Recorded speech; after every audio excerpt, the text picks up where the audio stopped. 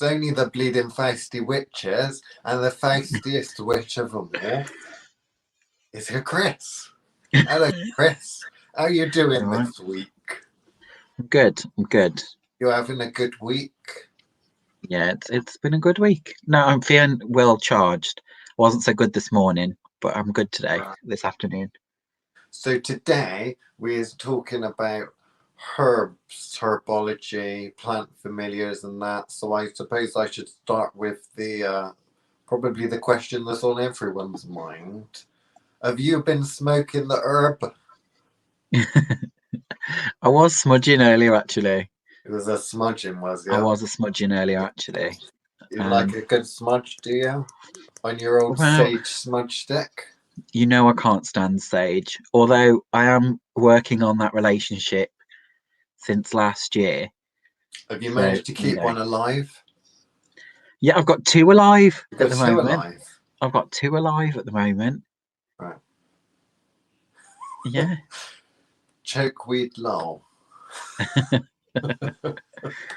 So, no, I don't. Smoking the herbs, Chris. Whatever floats anybody's boat. Doesn't really do it for me. Have you got one of your smudge stick cigars to hand? Smudge sticks. Oh, these. Look at that, ladies and gentlemen. Look at that. Yeah. I tell you what, that's a lot of herb. So yeah, right. I don't smoke myself, but yeah, I don't disagree with it. Whatever floats your boat. Well, I mean, Patrick gets high on life, you know. Yeah. Yeah. I'm with you on that one. Drug. We both know that's a complete lie. Would tell you how loving I am. Love is definitely my drug. So today then, herbology, herbal magic, herbal medicine, plant spirit allies, and other such stuff. Where should we start? Should we do what everyone else says and sit here and not do anything for 20 minutes whilst we wait for the audience to build? Or for the early comers, for the people that are watching already, do you want to spill a bit of top secret information and then not refer back to it? I could do. The people that get here on time now. We should start doing that on every show. I think I just open with some super bit of occult knowledge or something. And then never refer to it again for the rest of the refer to it again. Yeah. There is a miracle cure to cancer. It is, and then not say anything at all. Well, according to the old Scott Cunningham book, I thought that rosemary was a cure for everything. Can't rosemary be a substituted for anything? See, I probably could substitute rosemary for anything, but that's probably because of my no. I meant because of my relationship with rosemary, which is different to saying that literally you can use anything for anything. So, to answer your question, yeah, I guess we'll start with that is Scott Cunningham and his lovely lists of correspondences. So we're not very good with the correspondences, are we, Liam? No, well, even if you look at the magical correspondences, then often they're a load of crock of crap. But you look at the medicinal correspondences in the medicinal herbal books, like the Parkinson's one. Well, it's funny because in the Parkinson's one, they're really good at giving magical correspondences, but I wouldn't want to chance maybe some of the old-fashioned remedies for certain things nowadays. If I'm honest with you, you're definitely taking your life putting your life in the hands of the gods there, aren't you? Definitely. But in terms of the magical books, on a magical uses for herbs, your old Scott Cunningham books and such, I find them pretty bad. So I think that a little bit of magical wisdom I would share at the beginning would be, if you want to use herbs for magic and you want to know what herbs to use for your magic, get a herbal and look up the medicinal uses of the herbs, because you'll get a little bit better. at doing that. Now we're going to rather than share buying the magical ones. We're going to share how you actually go about finding what the magical uses of herbs are without a book or a video or a podcast or any ever such stuff. But we'll leave that until near the middle of the podcast. So we got a couple of things. Okay. Number one, very important. Smoothies changing your diet. Okay, I don't think this will be in order, but okay. So we've got a couple of things that have come up. I'll put them in the order that they appear to me. You have a herb for body acne. Body acne. Body acne as opposed to facial acne. I think there was. I was thinking that. My first thought was, which body are we talking about? And then I thought, okay, stop thinking like a witch, Liam. Not everyone's aware of the energetic bodies. They're thinking of the solid body. So we're thinking of body acne, not so much a face acne. Because there's a lot of problems people do get with skin conditions. And they tend to find, I think, that going to a herbalist a lot of the time tends to work a lot better for them. Than some of the medications. I know some people with psoriasis, for example, and they get on so much better with herbal remedies for the psoriasis, and with dietary changes. Seeing a nutritionist is often helped better. You know, switching to natural products, some making their own as well from lavender and such, and then seeing a nutritionist is helped a lot better with their psoriasis than, you know, prescription medications from the GP. And it's one of those things, isn't it, when we're talking herbal medicine, because we'll go into that a bit later. But you know, herbal medicine's a bit of a minefield, I think, because I think it's because there's so many options for you now. With the whole world is opened up to us, which means that you've got herbal remedies from every kind of tradition available all at once, and obviously they're all telling you slightly different things because they've all come to slightly different conclusions. So it's a bit different depending on where you're coming at. What I think we should say is a bit of disclaimer is obviously that we're not herbalists, although you do have qualifications. I got qualification in herbalism. I got qualification as a master herbalist. But I don't think actually go around calling myself a herbalist. Yeah. So the only time I ever do is when I've got some asshole that's talking to me about herbal bollocks, and they're trying to, like, you know, when we go to these psychic fairs, right? Because we do run psychic fairs. We run the Great Traveling psychic and holistic fair. But when we go to other ones, like that certain purple one, there are some random people that come up, are running up to you and say, "Oh man, try my remedy for this." And you've taken one look at it and you thought, yeah, I don't. And by it, I don't mean the person. I mean the actual product that they're trying to sell. And you're kind of like, yeah, I think I'd make better stuff than that myself, if I'm honest with you.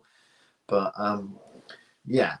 So New York is currently in the process of legalizing marijuana, apparently, according to Patrick. So good luck with that. There's a quite interesting when it comes to the marijuana and the cannabises and all that sort of thing. But it's quite a specialist field, I think, because in terms of marijuana and stuff, the amount of money that's being pumped into it legally and the research of it, it's going to be one of those things that people are starting to invest in and starting to be, you know, early adopters, early investors are starting to make a lot of money from this cannabis kind of stuff. But I mean, they're really talking about, I think, trying to combine different varieties of cannabis into certain strains and then patent them and that. It's going to be interesting to see where the technology goes with that. Because at the moment, what people are unaware of, I think, is that they think that most of the money from the big companies they're going into cannabis and cannabis research. They're trying to aim at medicine. In reality, a lot of the applications that you'll see that's going to make a huge amount of money from cannabis is actually going to be not pharmaceuticals, makeup. What's this called? Cosmetics. Cosmetics, that's it. Cosmetics. There's so much application for that in cosmetics, and you know how much some of this cosmetic pentapeptide crap is worth. It's worth a lot of money. Well, if you're the company, the big company, I think one cannabis, something like that, they're trying to patent at the moment. They've been successfully trying to patent a lot of different things for technology, so they can be the dominant going back to the company. Going back to the skin part because of cosmetics. Yeah. Going to the back to the skin part, or with cosmetics, is the fact that we are so used to using synthesized replications in the stuff that we use every day. That is why we get so many people that are having skin issues in various different ways, is because we're so used to using the fake stuff. Yeah. That actually the applications with things like cannabis and other natural oils, not just cannabis, but is allowing us to have, kind of set the slate clean again and start again. It's like starting with new kinds of oils that we've not been able to use before. But yeah, it's an interesting field, and like you say, it's a field of its own, because it's one of those things where it's another one of these weeds that lots of people have had so many different uses over time. I know in the archaeological fields at the moment, there's still big parts about actually how much of what we thought was linen is actually hemp, and other kind of plants that are available. Now we've got better technology to look at it and go, and actually, is that really what we thought it was? Or have we just kind of ticked all the boxes because we couldn't look close enough? So there's a lot of research on a lot of levels, I think, coming out of different kinds of plant work. But yeah, to go back more to kind of mainstream, not probably going to go too much into herbal medicine specifically, just because I think that would end up dominating the entire session. But probably talking a bit more about working with plants in general. Okay. I think most people start with what have you got at home. So culinary herbs is where most people kind of start. What sorts of plants do you use in your food? What plants are around your home, kind of thing. Okay, so if we go from the currently where we are, and then go backwards, and then come forwards again. So currently, when it comes to the use of herbs, herbal medicine, all of that sort of stuff, it tends to confuse people, right? Because you can find loads of GPs and doctors and institutions that support herbal medicine and say it's good and that you should use it because it's very effective. And then you get other people that work for drug companies that don't like it so much, and they'll say either it's a rubbish and it don't work, or they say, oh, it's too complicated, don't do that, go and buy our prescription drugs from your pharmacy and such. And it leaves people quite confused. So nowadays, really what we're talking about is a lot more clinical studies being done on the medicinal use of herbs and stuff like that, to the point where we're starting to kind of separate the magic from the physiological medicinal uses of the herbs. The further back you go, you find the magic and the kind of science, because magic and science were just the same thing essentially back then. They're combined together. The problem is that from a modern day, what we often look at when we look at formulas and when we look at terms and things like that, eye of a wing of bat, eye of newt, all that sort of stuff, then you're kind of trying to take a modern day scientific approach to something that's quite mystical and coded, and it can confuse a lot of people. So in order to take things going forwards, what I don't like, and what I try to warn clients away from, is this kind of thing that we have in the wellness industry, which is latching onto the latest and greatest thing that we then try and import a load of, deplete the natural reserves of that, destroy the environment that that's naturally growing in, just to import it, because that's currently what the latest blog posts are writing about, and what the latest, you know, word on the street is that it's good for you. Superfoods, all that sort of thing. When you look into it, they can be useful, but you'll often find, like the amount of times we've talked to people about CBD oil and stuff like that, and copaiba oil was something that was being pushed for a while, wasn't it? It's like, the latest one's turmeric, isn't it? Turmeric, yeah, that's it. So, you know, it's going to be something that's quite a complicated subject, and we're going to try and start. We've gone from currently where we are from science, and we're going back to the magic. And then what we want to do is we want to take you from the olden days, from the magic, and see how far we can get within the next 45 minutes to modern times. So we're going to start off with the magic and getting to know the herbs and stuff from a magical perspective. And then we're going to kind of maybe go into some of the more modern medicinal uses, because we're ones for saying that you should be working on all levels. So you should be working on the energetic level, but you should also be working on kind of the physical sciences level. So there are a couple of questions and stuff like that. Regards to charging tinctures and salves, power sources, lamp spirits, that kind of thing. And then medicinal questions such as, is seaweed good for you? Seaweeds are very, very good for you. There's a lot of stuff in seaweed. I think I've got some seaweed here. Yeah, seaweed's very good for you. Seaweed's very good for you. I add it to salad and stuff like that because it's got so much minerals and stuff like that in. And nowadays, with the amount of processed foods that we eat, even the foods that we don't realize are processed are actually kind of processed and stuffed with all sorts of nasty shit. Yeah. So, you know, adding things like that into your diet is really going back to how things used to be, isn't that right, Chris? Because we're talking more locally. There was no Amazon or eBay, and you couldn't import a load of stuff from abroad. So you just find what was available readily to yourself in your local area. So you'd be only really familiar with herbs that you could find and you would know personally.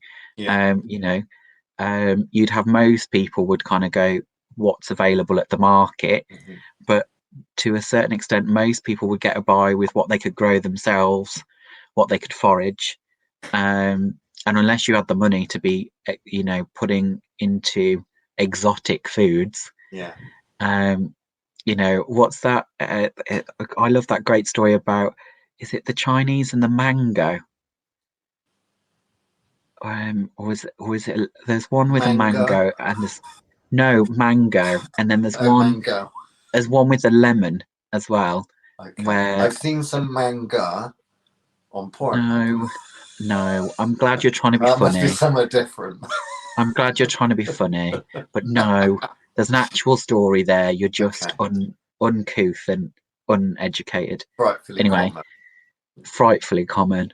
But yeah, there was a point where, you know, managed to discover the lemon. I think there is something like a lemon or a mango that's preserved in some huge museum somewhere, because it's like the original ones that were sent out to be given to the provinces in order to say, this is, you've never seen one of these before, this is a lemon, like that sort of thing. Like I say, don't quote me, but there was some kind of exotic fruit, but I'm not going to go into it. The is that kind of part of, you know, at one point, you know, certain kinds of strawberry and dates and things like that, they were imported even back then. They don't naturally grow here. Obviously, I'm going from a UK, and we don't really have, until you had greenhouses, we couldn't grow things like oranges and lemons here, until we had special greenhouses where you'd have them the greenhouses lined up along the side of the house. You know, I'm talking stately homes here, who the greenhouse was lined up against where the the ovens and the kitchens would be in order to heat the greenhouse, to get it to keep at a temperature that you could grow something like a lemon or an orange or a peach. You know, because we would have just had fruit that grew here that was hardy, apples and pears, that sort of thing. So people were a lot more localized in what they were eating. And slowly but surely, I think we will kind of go closer towards that, won't we?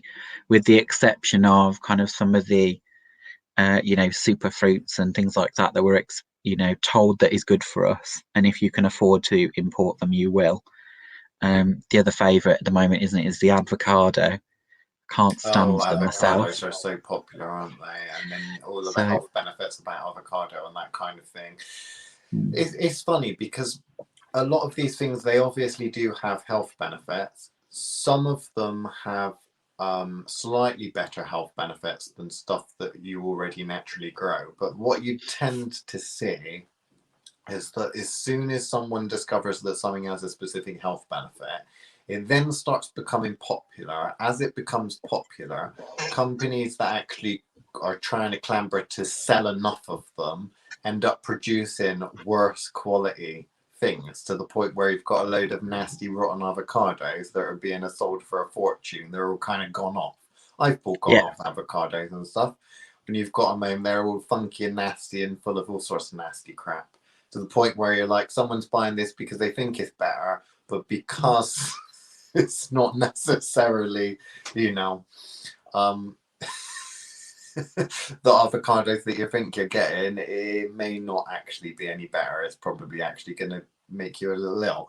But there's a couple of things that we kind of need to pick up on. So from the magical perspective and from the learning herbalism and herbal medicine perspective, the best thing I think to do is not to be a collector and collecting loads and loads and loads of different herbs and stuff like that. You need a balanced diet in general, but if you're really wanting to go down the herbal route, herbal medicine route, and that in terms of learning that and then using it in your everyday life, what you want to try and stay away from is you want to try and stay away from wellness companies that are selling you the latest supplement pills and all that sort of thing, and multivitamin pills and stuff. You want to focus on what's growing naturally around you, because you'll find when you look into the history and the uses of a lot of local plants, take one of the most common ones that you'll all be able to identify, and that's stinging nettles, right? So with stinging nettles are medicinal. I mean, you can flog people with them as well. That's been medicinal in another. You know, if you're trying to get out some attention, then maybe do a little bit of a BDSM with the husband and wife and flog them when they've been bad. That's obviously a stress reliever. Don't actually go away and do that and say, Liam told me to do this. Because I don't know, can I get arrested? That's not advice. Don't do that at home. But the Romans found stinging nettles so useful, they took them with them when they came and tried to conquer, you know, Britain and that. So you've got a lot of things that are actually around, because you might think stinging nettles, oh, that's probably something from back in dinosaur times, when actually the Romans brought them to the UK, and they brought them over because they were so useful. When they were invaded, they want to bring them along. So things like sting collect, I think now was fresh shoot. Oh dear, Liam's gone robotic. I hope that's not fit. Can you still hear me? Yeah, you've just gone a little bit robotic, but I don't know if that's my internet or yours.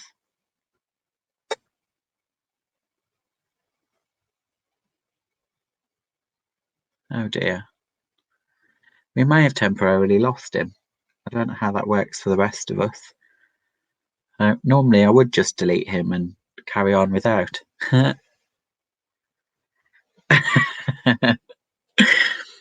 So yeah, I'll try and continue until he gets back. Oh, is he back? I don't know. Am I back? Okay. Yes, you're back. Yeah, you're back. Right. Okay. I don't know. Someone said I just tuned into BDSM.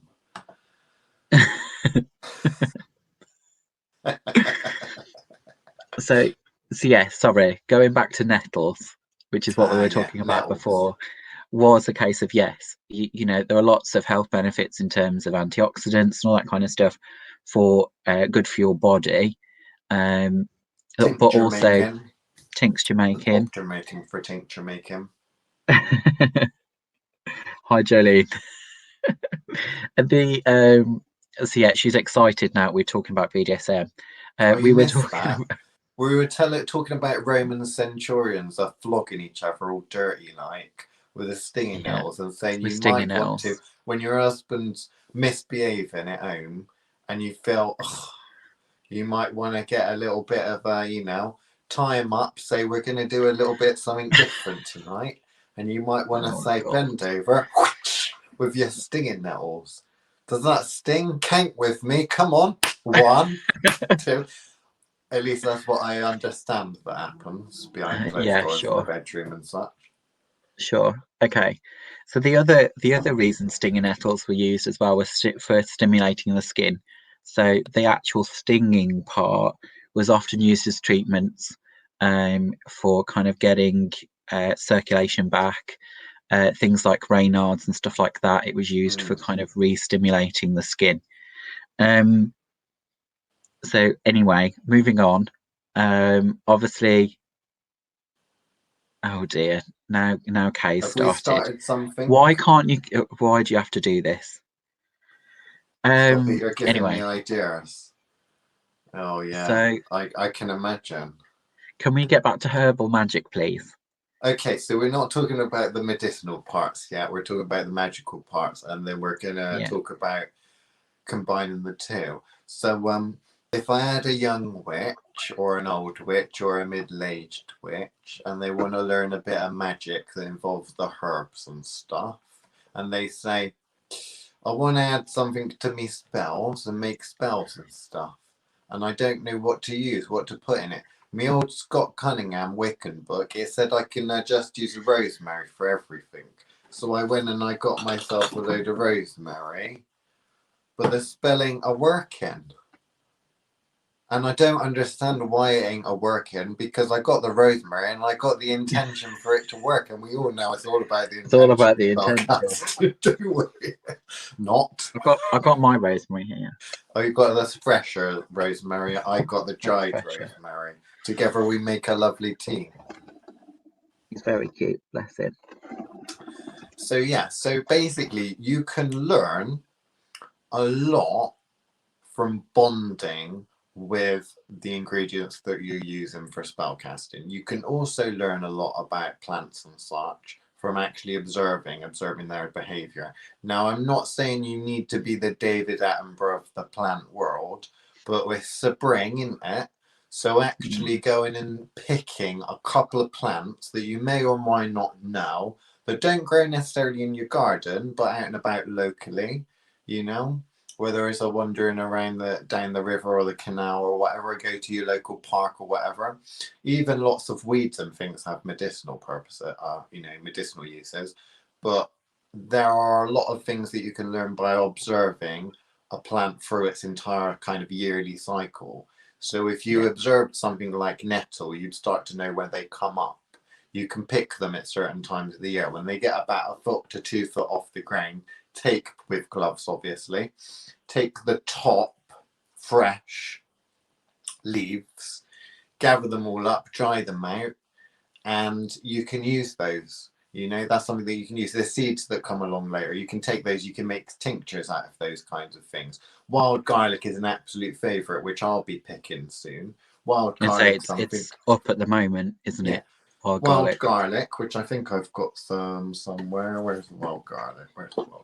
I expect that it's hiding somewhere. Wild garlic, something I like to get every year. Wild garlic. You can take wild garlic. You can pretty much eat all of it. Just be careful that it's wild garlic and don't go a grabbing, because there's the poisonous plants that live in amongst wild garlic when you're foraging, like lords and ladies and stuff. You can actually take it and eat it. You can add this to your salad, but this is a plant. It was, / is alive, there's energy there, which you can use to power spells, spell work, magical spell work. So with this wild garlic, we know from a medicinal uses that garlic, both the wild variety and our standard garlic, which I think I've got somewhere, garlic cloves that you do use for your cooking, you can probably learn to identify garlic cloves and wild garlic very easily and pick it. I was lucky enough to go to the garlic farm on where is it? Isle of Wight. Oh, that's amazing. So many different varieties of garlic. You'd never know how many different varieties there are. But they're, they're great antibacterials. So if you're wanting to do a cleansing spell, you might think, what makes sense to get rid of a nasties? Well, garlic makes sense because that's good for the body. So I want to use that kind of magically. Do I want to import it? Do I want to give Jeff Bezos a load more of my money and get some on Amazon? No, I'm going to learn what wild garlic looks like. I'm going to take a stroll, around April, May-ish time, and I'm going to go and pick some and dry it out. And you can not only use it for cooking to add in with your salad for a nice little makes a really great pesto too. Wild pesto, garlic. Brilliant. Yeah, wild garlic pesto is amazing. But you can also keep some, like I do, in a jar, and you can use that for some of your magical things as well. And you'll really tell the difference between herbs that you really know on that intimate level. Because with this wild garlic, not only have I observed it in its natural habitat, I pick it, I eat it, and I use it in spell work. So there's quite a lot bigger relationship, and you really do understand the ingredients that you're using with that, as opposed to just ordering a load of random stuff from a Star Child or whatever. If you do want to order a load of random expensive herbs that are overpriced, then what you need to do is you need to get yourself onto the thothwitchcraft.com website and you need to go to the herbs section and you can buy your seaweed and stuff. Oh, don't worry, it's super overpriced. So we know you like to buy things overpriced. So make sure you go to the thothwitchcraft.com website and buy a lot of overpriced herbs and stuff for your magical use. You could go there and not buy stuff and download the PDF document that is on every herbal page, giving you a lot of interesting information about the medical uses and the magical uses of said things. So if you like the seaweed, you could go on the thothwitchcraft.com website, go and look at the seaweed. Don't buy it, but you could click the download the PDF and get the seaweed fact file. There we go. That's interesting, isn't it, Chris? Yeah. So after that beautiful little sales part, I did the plug. You did the good plug, and well done. Well done. You're getting better at that. I've tried. So when we start people off from the beginning of understanding their ingredients. So, and I don't mean necessarily for cooking, I mean for their crafting, witchcraft, is a case of what is in the cupboard. What is in the cupboard that you use in your cooking all the time. So, most people make a pasta and the pesto, and they're kind of like, okay, well, surely you have a good idea of what basil tastes like if you're all about the pesto and all about the spag bolognese and all that kind of stuff. So you've got a taste of, how much you like, at what quantities, those sorts of things that you're used to doing all the time. Black pepper, you can guarantee use plenty of that. Depending on how your tolerance for spice, you've probably got a few exotic spices in the cupboard. You can easily get your hands on. So what do you know that's there? And then obviously you may have a garden that has basic things in there. You'll have clovers in the garden. I'm sure you picked them when you were little. Those sorts of things. I can imagine that in there you'll have things that pop up throughout the year, like self-heal and things like that automatically kind of weed themselves and self-sow themselves into your lawn if you've happened to leave it long enough and don't regularly mow your lawn. You'll find most of these things will pop up. I think most of us will have come across you know, dog leaves and dock leaves used for when you've stung yourself. Those sorts of things that you'll have done when you were little. I'm sure most people, like Liam said, can recognise what nettles look like. The main reason is because they sting you, so you learn very quickly the ones that are dangerous because they're the ones you try to avoid. So you know, as you're growing, you know that environment. Why go and buy expensive things like frankincense and myrrh, exotic resins from the other side of the world, depleting other people's natural resource, when you could go and find something that works just as well? So, you know, yes, not to agree with Scott Cunningham, but me personally uses a lot of rosemary. One, because it's readily available. I've got it all the time. The main reason for it is it's been grown in my mom's garden and I've tended to it for well over 20 years. So I have a long-standing relationship with that particular herb. And then I think this is probably a nice place to start to talk about plant allies. But is that kind of what is available to you? You don't need to necessarily grow it yourself. Like Liam said, observe the plant through its cycle. If you know there's somewhere on a local walk, or you know the woods that you regularly go in, or when you're dog walking, or if you go for walks along canals and all that kind of stuff, you don't necessarily need to be picking large quantities of it. Just, you know, take a bit of it at different parts of its stage throughout the year, or observe it, draw it, whatever you want to do. So you watch it cycle. As soon as you start to watch it cycle, you'll start to build this relationship with that particular plant, herb, flower, whatever it is. You know, there'll be local parts like, to me, we've got a big bluebell wood up the road. You know exactly what time of the year those bluebells will come up not looking so shy anymore. You know, there are woods near us that are protected purely because of their beautiful little bluebells. But you know exactly what time of year to go and see them. Obviously, you can't pick bluebells in the UK. They're protected, but you can grow your own if you wanted to. No, you can't, Chris. You're right. You can't. That would pick be them. illegal to pick bluebells. That's illegal. In the UK, you can't pick them, and you would never do that. Of course would never not. do that. Definitely not. But you know, depending on what part of the UK you're in, if you go over towards Gloucester at this time of year, obviously the daffs are up, the daffodils are up everywhere, that are planted by the local council. But if you go to certain parts of the UK, they are wild. So, you know, Gloucester way and towards Hereford, they've got entire stretches of railway track that are completely covered in these gorgeous little daffodils about this time of year. So, you know, you get to know your local environment better, means you'll have a better relationship with it, care about it a little bit more, hopefully, and know where to do your best foraging for both making changes to the food that you eat, but also for getting those ingredients for the witchy behaviours. Well, we've done it with clients as well, talking about spirit plant allies and animism, because animism is essentially the belief that everything has a spirit. So it essentially is common sense, because if you're talking, well, there's energetic parts of something and physical parts of something, we can understand that from animals and humans, because you'd think, well, that's alive, so obviously it must have a soul.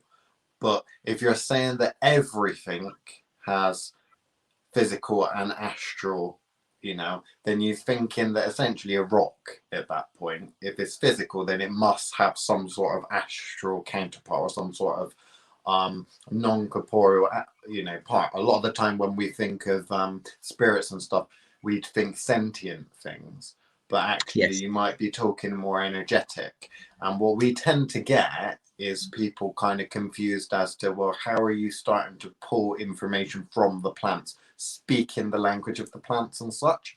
And one of the things that we tend to do and push people to do when they've started to identify and work with these plants that they're seeing out and about and starting to learn them and watch them, they're actually bonding and picking up a lot more information than what they realize, to the point where if we say, okay, get 4 or 3 or 4 jars or something like that and put them down, and I want you to tell me which one the emotional plant is, which one's the angry one, and which one's the loyal one, and they say, well, from a personality perspective, you know, I find this one quite angry.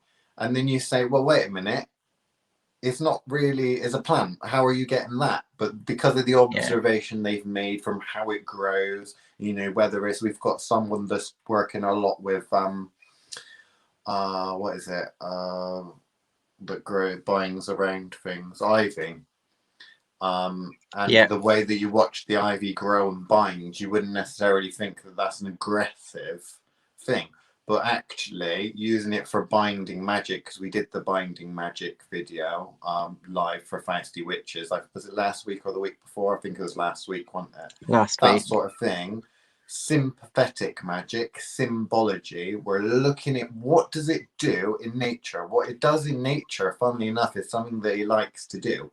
So instead of calling on that angel that likes to do nothing other than what that angel does, call upon the spirit of the plant that naturally likes to do something. If it likes to constrict trees and throttle them until they die, maybe that sort of ivy is a sort of thing you might want to work with for a binding or something like that. Yeah, if you've got exactly. something that's a poisonous, you want to be careful using it, but you might want to start using that for some baneful magic, you know, that kind of a thing. So vibrational frequency you get from a plant. So we've got a couple of questions. What's the best herb for smudging yourself? And then we've got talking about vibrational frequency, and even talking about things like elemental magic, elementals in nature. Some person just put olive oil. Love olive oil. The 2 things that I cook with the most, the 2 oils I cook with the most, are olive oil and avocado oil.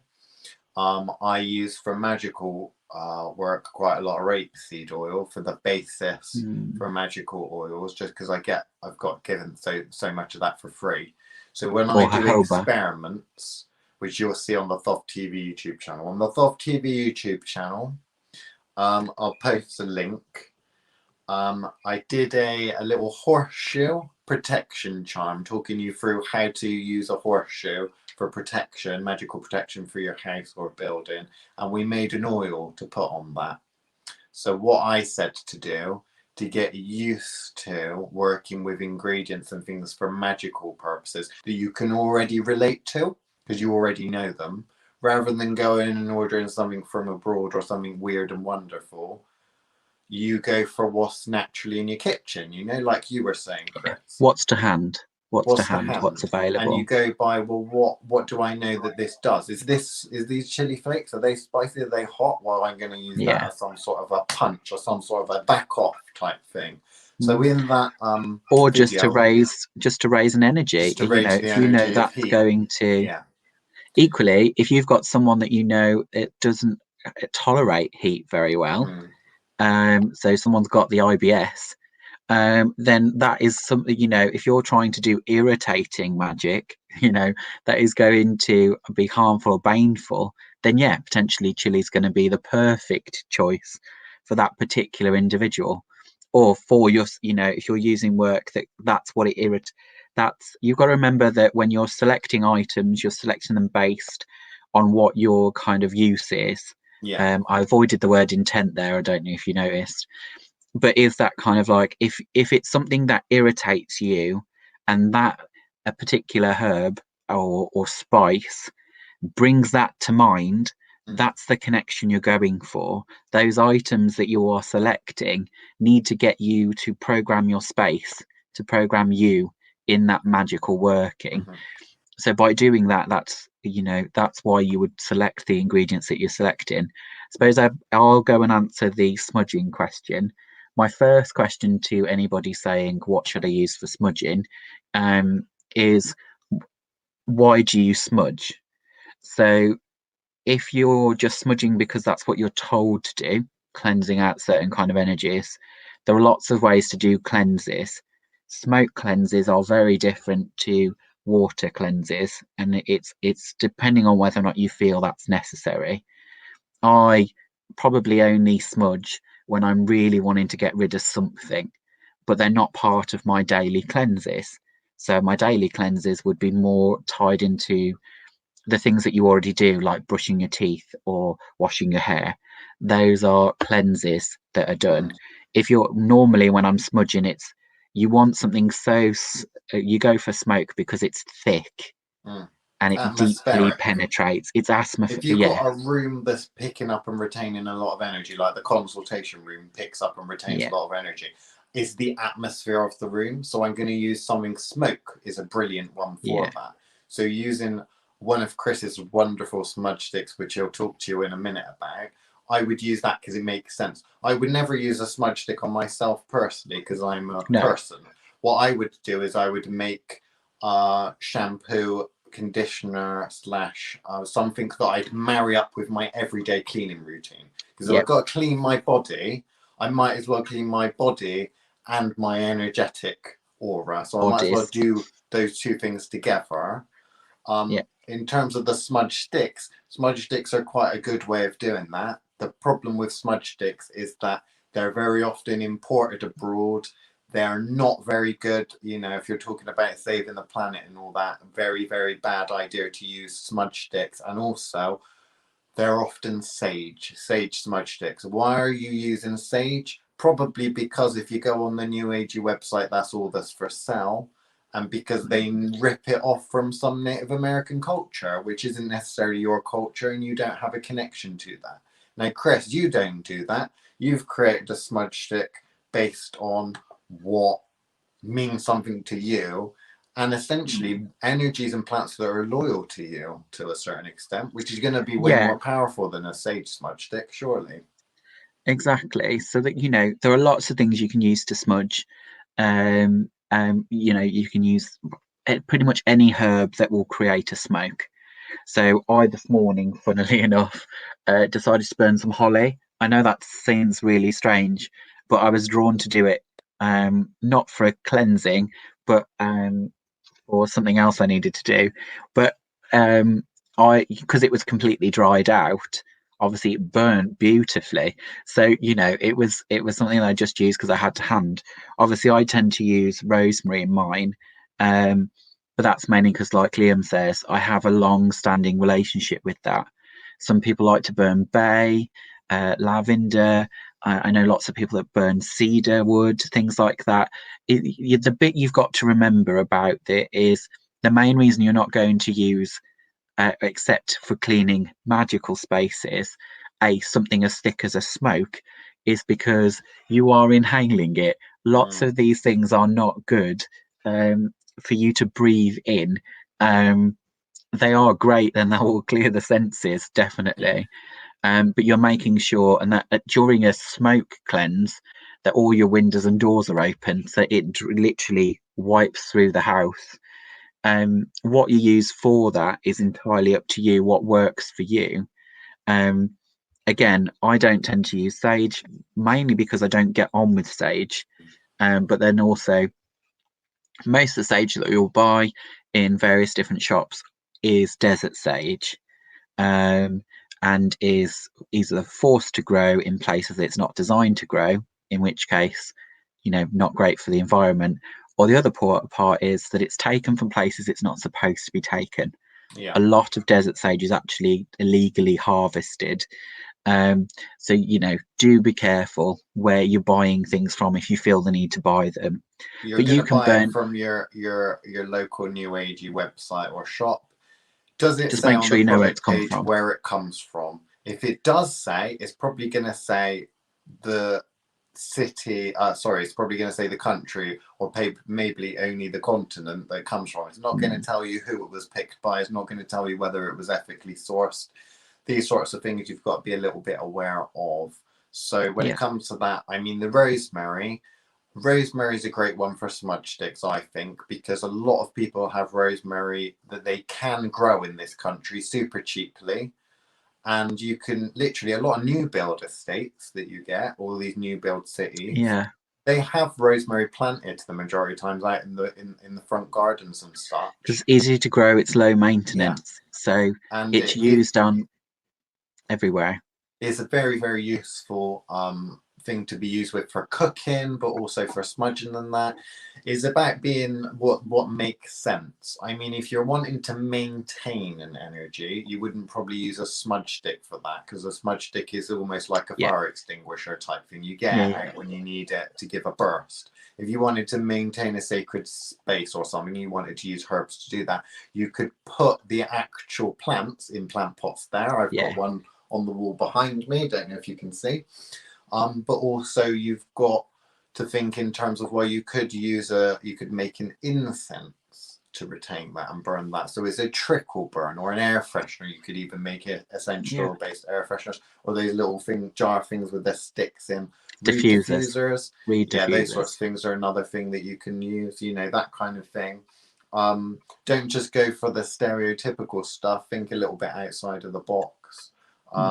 So moving on, energetic frequency, I suppose we could go for next, was the next one. So what vibrational frequency you get from the plant. So I'm presuming that's talking about identifying the plant, bonding with the plant, communicating with the plant. A lot of people will think that when they hear witches and such talk about, I spoke to the plants and I talk to the plants. You might talk to them because you're speaking presumably English, so that would be what comes out of your mouth. But it doesn't necessarily mean that when you pick that rosemary up, you're going to see a little voice that's saying words and such. When I open up the cabinet here, which we take out on tour with us, and it's got a lot of herbs and stuff there. If I've got a use in mind, if I think I want to do this project, I want to create this healing remedy or this thing for this person, and they're sat down in the consultation in front of me, I'll go over to that and I will be drawn to things, and I kind of get kind of thing. I don't hear a voice, pick me, but pick I me. feel like it's almost like, when someone's staring at you and you're like, I feel your attention goes there because you feel it somehow that someone's staring at you. I get that with those. When I look at those, you just get attracted to a certain something, some more than others.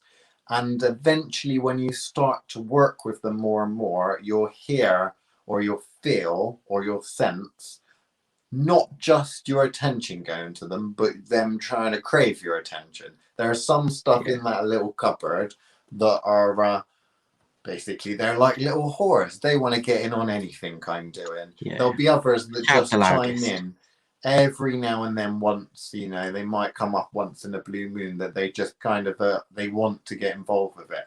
I think it's best to treat the things that you're working with from a magical perspective as alive. Whether you believe they are or not doesn't really matter. The simple reason is that you'll respect them more. But also, when you start to get impressions from them, you'll find that will often add to your magical work. It's same with tarot and things like that. When you ask questions to the cards, images printed on a piece of paper, they will talk back. There'll be information that's given back. So a lot of the secrets with working with herbs for magical uses and that, from a beginner's perspective, is about learning that and getting used to that. And in terms of vibrations and that sort of thing, you're really talking about how you see, diagnosing, how you sense things, psychic development, all that kind of stuff.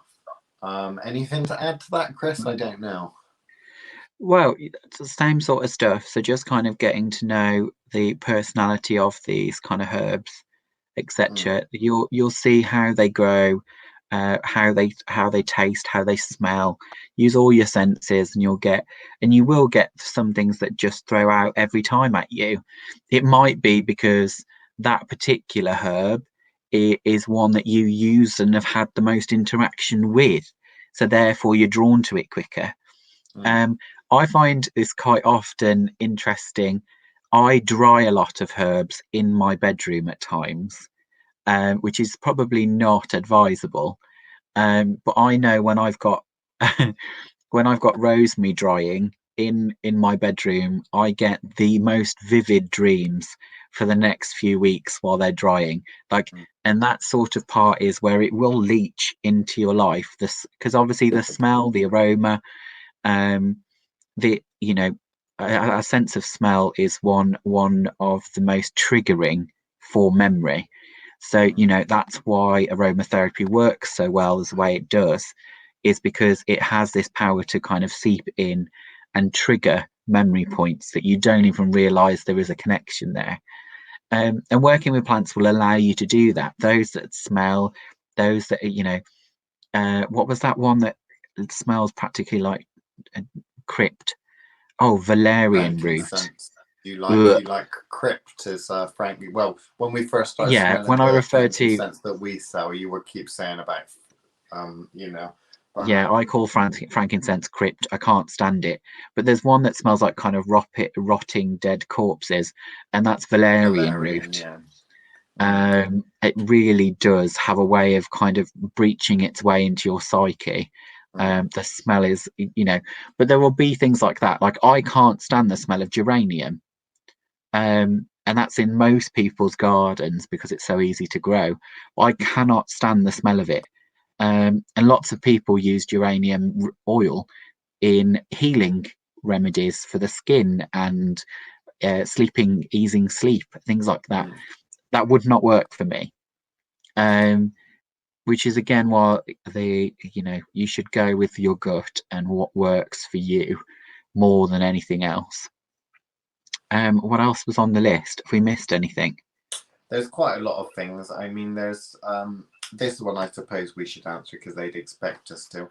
Is that because the drug companies are money orientated? So in terms of, this is one that comes up, people like to talk about two sides of the story with this one.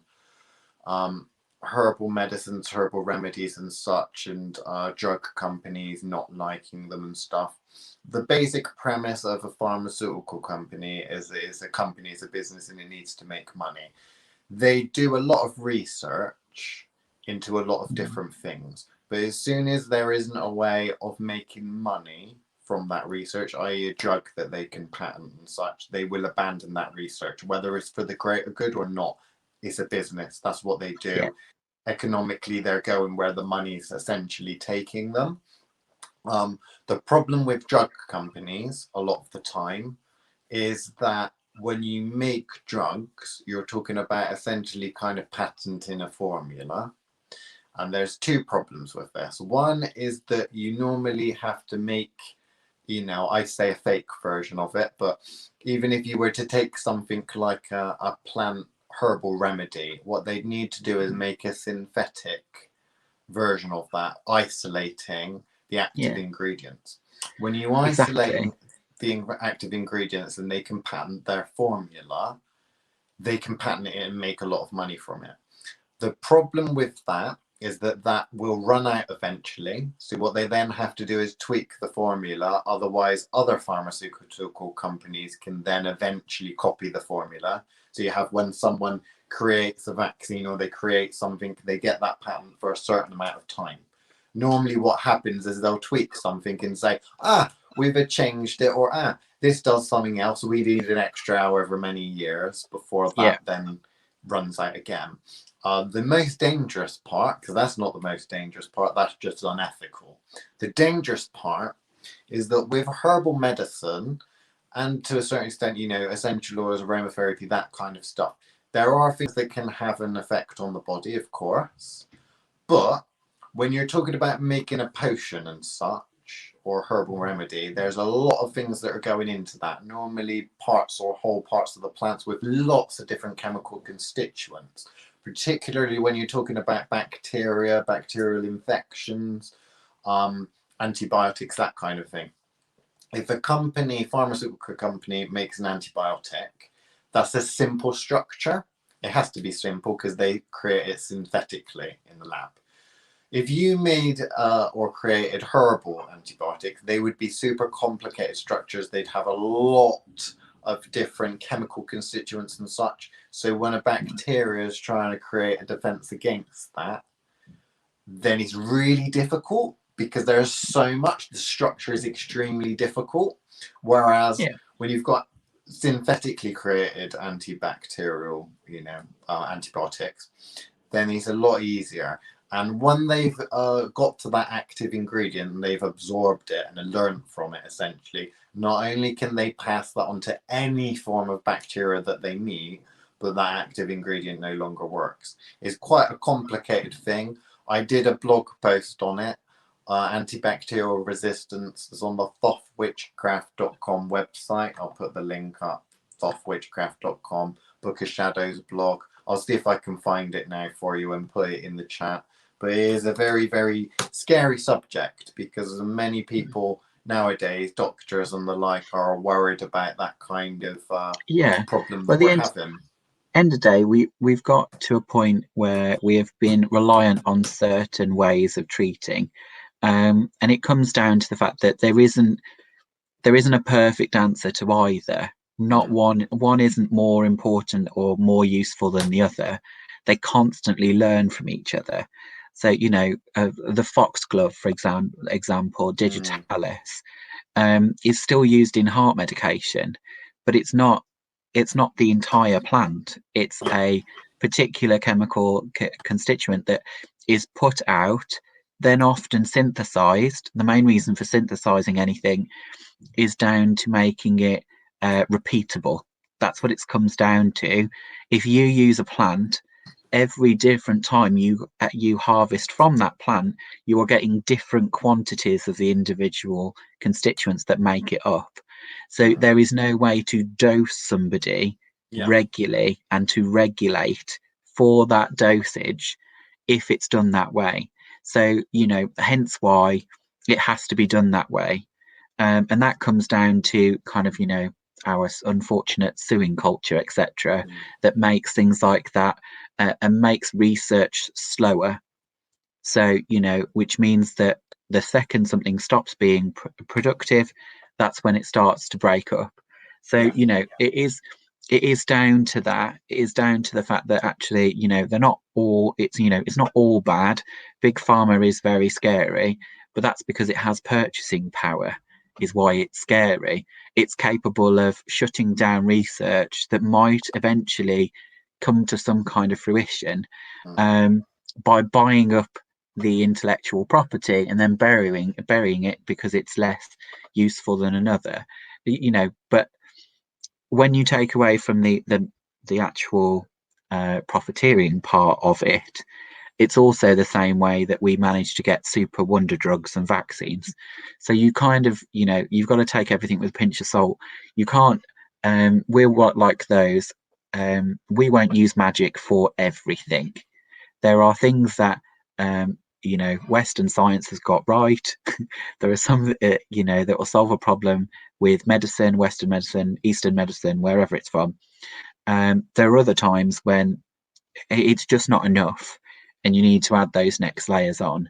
So as you're kind of balancing between the two, like Liam said at the beginning, herbals are a great way for you to learn more about a plant, mainly because it's the safest way to do it. So learning from a medicinal book, it will have taken into consideration, can I eat it? Is it good for the skin? Those sorts of things, of before you're then crafting a magical oil that you've put loads of chili flakes in and then rub it on the skin and then wonder why you've got non-stop tingling sensation that starts to then burn your skin. Or hot oils. A lot of the chemical the herbs that we use in our everyday cooking as a pure oil, as an essential oil, are hot. Oregano will literally, probably, if you're not careful and it's of a strong enough purer form, it will burn your skin. So it will literally blister your skin. So whereas you use oregano in your cooking every day, if you're one of those that loves pastas and all that kind of Mediterranean food, you'll use oregano all the time. But understanding them from a kind of more scientific method first allows you to kind of have a safer approach to them. than necessarily. The other reason, obviously, is because we can't stand Scott Cunningham and the rubbish that he's put out there, because it's too bland, and To be fair on Scott is not Cunningham, right for everybody. most of his books he did write after he died. There is that. There is that. So so going back to that is establish the relationship with the plant that you are using for your magical work. If there are ways for you to start putting mint, for example, into your using every day in your cleanses, that sort of thing, or if you're drinking tea in order to settle your stomach, those sorts of things, you'll start to get those relationships with the ones you can consume is often the best way to start. Then kind of move on to the things that are local around you, things that you can pick on walks, that sort of thing. Learn more about what they are. There's some brilliant apps out there now that allow you to help you identify what it is. So you can then go and learn more about it, see if it comes up in some of these old herbals or some of the new herbals. Seriously, even the stuff that's growing in between the cracks of the pavement, you look at some of these up on the app and you look at the medicinal uses and stuff, and you'll find a rich history of why that's in this country and all the things that it can be used for. It literally, even if you walk through the concrete jungle that is the center of the city, you would be surprised what they find. There's a wonderful book that's come out, I think it's fairly recently. Is it called the Prison Apothecary or Prison Herbal, I think it is. And that's literally a case of, okay, if you wanted to make herbal medicine and you were in a British prison, how could you do that? And it's literally written by a former prisoner who happens to be a herbalist. And they talk about all of the things that grow in the cracks of concrete prison walls, the stuff that you might find in the little veg garden, that sort of stuff, how you might go about brewing it in your prison cell. It's quite an interesting one. I haven't read it yet, but I listened to the person who wrote it give a talk on it. And that's an interesting thing. I mean, if you can do herbal medicine in a prison, just think how easy it is really to do it out and about. There's so much that you can do. And from a magical perspective, again, for healing magics and stuff, there's so much that can be done. Chris, we did a healing magic overview, didn't we? Where we talked a little bit about the safety aspects of that. Yeah. So that is on the Thoth TV YouTube channel. And it is also on the Witchcraft Live Facebook group. Yeah. So, if you are looking at that, because you talked about digitalis, you talked about, that kind of thing, overdosing on certain things is something that's also not discussed. Most people are aware of the contradictions. So if you've got a herbal remedy that might react with prescription medication, that's one problem that can occur. But also if you've got a herbal medication that has also got the same ingredients or active ingredients as your medication, if you're taking those, that's at a specific dosage that your doctor has prescribed. If you're taking your herbal remedy, which has some of this in as well, you're overdosing. So you've got to be careful with things like this.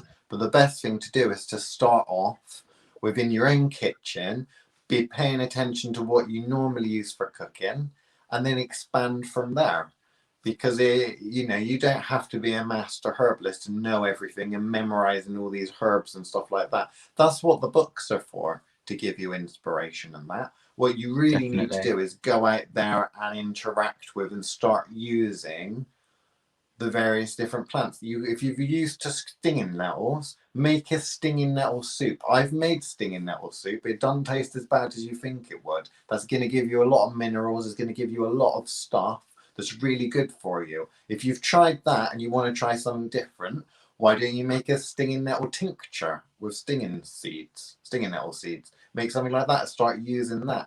You don't have to just go on like a lot of these herbal books and stuff go on about where you need to learn tinctures, you need to make a salve, you need to do this.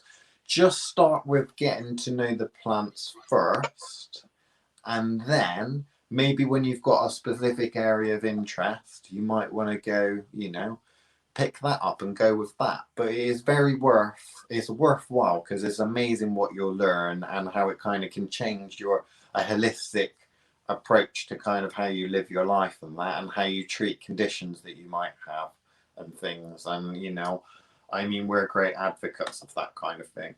So if there's any more questions, then please put it in the comments. Tea is the best thing to start with. We've gone over again. We have gone over, so we might get told off. I don't know if we're going to get told off. Tea is the best thing to start with. Tea is brilliant. Okay, that is a really, really good one because we're used to this is black tea. Black tea is for tea leaf reading often, but a lot of things can be turned into tea. Essentially, it's just dried ingredients. So there are so many things that you could try and make a tea out of. A lot of it will taste crap, but sometimes mixes and things like that. Like we got that morning kick tea, haven't we, Chris? That we sell. We don't sell it on the website, but we do sell it in a batch. When we have a batch of it in stock, we will give it away often at events, or we'll, when we do our tea and tarot classes, we get people to pick various different herbal teas that have been made. There's one that I really like, which is like a fruit salady tea. It's still tea. It's disgusting. It's so sweet. I love it because I like sweet things. If Cherryade was a tea, that would be the tea it was. But yeah, I mean, things like this is all really, really, really good ideas. Keep it simple. You don't need to overcomplicate things. When it comes to formulating, most of the formulas that you'll find in herbal medicine that work extremely well, as with aromatherapy, I think as well, actually, is just keeping the formulas quite simple. You only need 1 or 2 or 3 ingredients. A lot of the times, if you're talking a tincture, you're only really using 1 ingredient. But a lot of times people think that they try to overuse it. The one thing I would finish on as a homework, if you want some homework and go down a little rabbit hole, is to maybe do a little bit of research on 4 Thieves vinegar and consider making your own recipe for 4 Thieves vinegar, because that's something that can have so many different uses, from making your own cleaning products to treating conditions and stuff like that you've have.